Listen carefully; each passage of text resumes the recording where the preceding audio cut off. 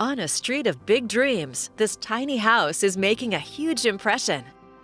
This little guy will dwarf what you're looking at around you in heart and soul. Custom home builder Gerald Roulette of Westlake Development Group had the vision to create a tiny house for the Street of Dreams, auction it off, and give all of the proceeds to local veterans. We have Alex and we have Kim here, and this is why we do what we do. Small on space, but large on style. It's the first tiny home in the Northwest Natural Street of Dreams' 43-year history.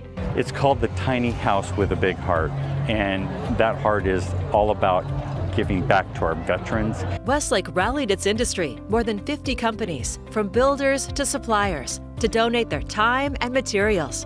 All nonprofit, and there's nobody taking a paycheck here. It's all about giving back. From its oil-rubbed bronze fixtures to the reclaimed woods, Westlake and its partners, including Empty Nest Tiny Homes and Tiny Innovations, pulled the essence of the Street of Dreams into 204 square feet. It's basically a farmhouse style tiny house. All the cabinets were done custom with soft close hinges. They're all walnut.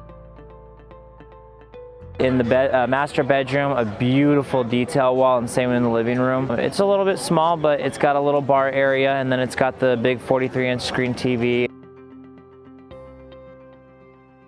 The master bedroom itself has a Murphy's bed, so it's a queen size. It sleeps two with the TV, and you can open it up for additional storage. We have a full closet with a washer dryer LG combo. It's a tiny home with grand style and a much larger purpose. That money will funnel back into the community and to our veterans, and we're excited. And there's not a better feeling than giving back. There really is not. And so I'm excited that we can do that. You can place a bid on the tiny house of your dreams and support Oregon veterans at tinyhousewithabigdream.com.